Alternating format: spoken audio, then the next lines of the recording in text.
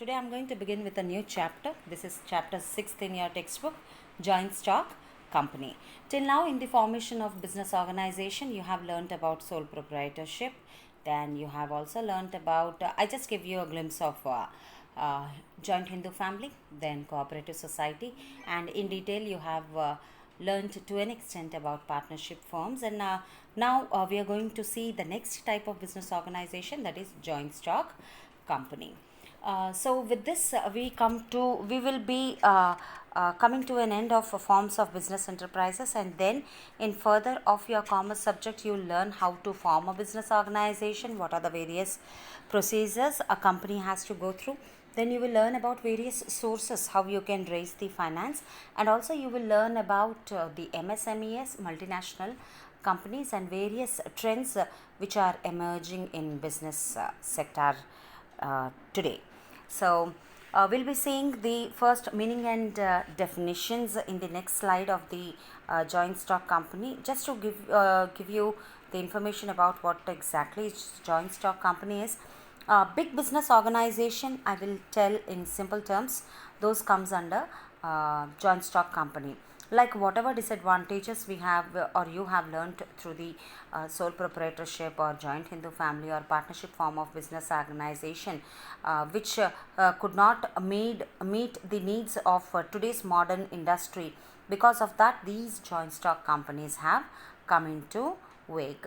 So because of these joint stock companies, what happens, various risks can be avoided, like of unlimited liability, modern technology can be used, specializations can be introduced, and lot of professionalism is seen in large scale organization where the production is done. So basically it can raise large resources when we are running the business. So joint stock company, basically it's a voluntary association again. Voluntary association in the sense it is not forced on anyone. People of different caste and creed, with differences between them, they come together, and this big business activity is taken up. It is established by law, because before you start this joint stock company, it has to be properly registered with the registrar, and the members, various people who are the members who are running this organization, they contribute money towards this common purpose of running the business for making the profits. So money which is contributed in this way, like various people putting their money into a company, you all are aware of the term, it is called as capital. And when the capital of the company, actually it is divided into small units, which is called as shares, and whoever buy the shares of these joint stock companies, they are called as the shareholders. They are also known as the owners of the company, and the capital which is raised in this way in the form of shares, that is called as share capital. In detail you will learn about shareholders, you will see about different kinds of shares, equity and preference shares, in your next chapters, where we will be speaking about the sources of business finance. So for you it is very important to understand what is a joint stock company. Here people, we invest in this company, so we buy the shares of those company.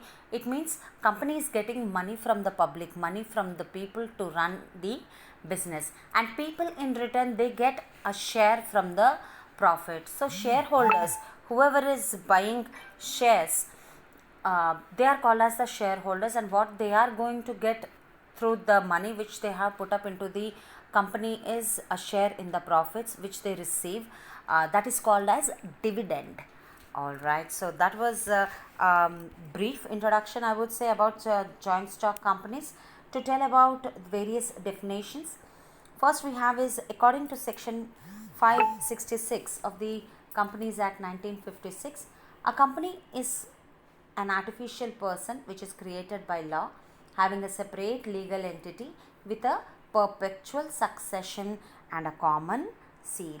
So here in this definition, what they are telling, a company, joint stock company, or you call it as a company, or you call it as a corporation, enterprise, firm, a limited company or a public limited company, Okay, so such company, it is said to be an artificial person, because we treat company as existing, which is created by law, and it has got a separate legal entity. Separate legal entity means where a company is treated as a separate existence. Like for example, if I say I am running a company in the name of XYZ company. So when a certain activities are done by my company, let us say if a contract I have signed with ABC company. So there you don't say that Jayashree has done a contract with ABC company.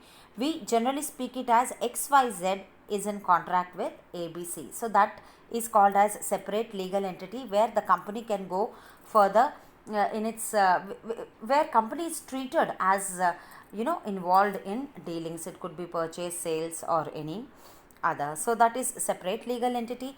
With a perpetual succession means, perpetual means never ending. If we see sole proprietorship, if something happens to the proprietor, the company closes down.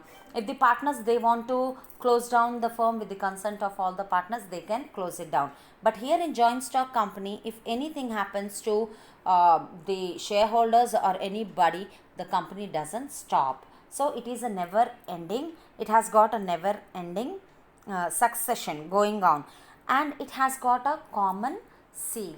Common seal means it is an official seal which is used by companies.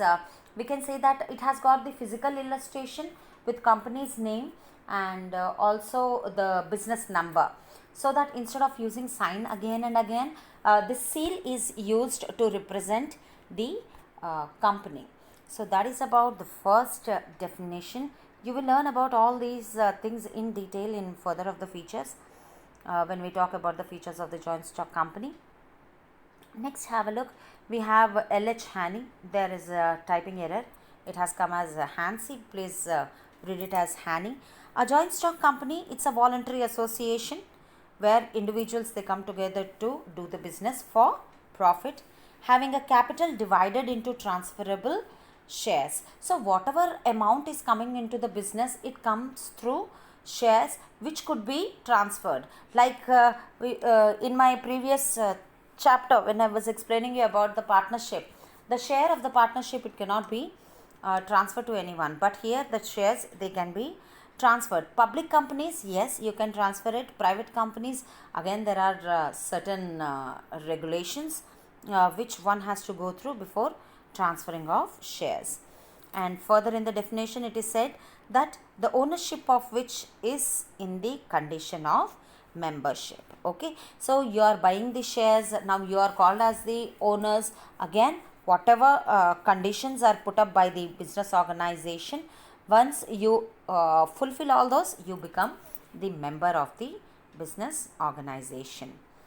Definitions, children, though I am explaining 2 or 3, but all together they put up just one meaning, that is, they guide towards the explanation, or let us say meaning of that particular topic, like we are speaking here about joint stock company.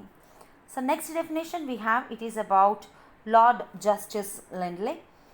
Now what he has to say, joint stock company, it is a voluntary association or an organization, we can call, where many people who contribute money or money's worth to a common stock and employ it in some trade, and who share the profit or loss arising from there. Excuse me, I guess the words have come down from the format. So that is about the definition, children. Don't get confused, just have a look in your textbook. So what Mr. Lindley has to say, again, a voluntary association where people are coming together to make profit, who share the profit and losses, they contribute their money, or it could be something that is equivalent to money to a common stock, so that the stock or the resources in the organization could be deployed and the trade could be done. So these were different definitions, dear students. So in case if we do the analysis of the above definitions, we come to know various characteristics of a joint stock company, like it is an association of many people, it is a artificial person, it is created by law, it has got a separate legal entity and it has a different name, it has a common seal. Then the liability of the persons who have invested amount in the organization, it may be limited, and also foremost is it has a perpetual succession. So those were the definitions of a joint company.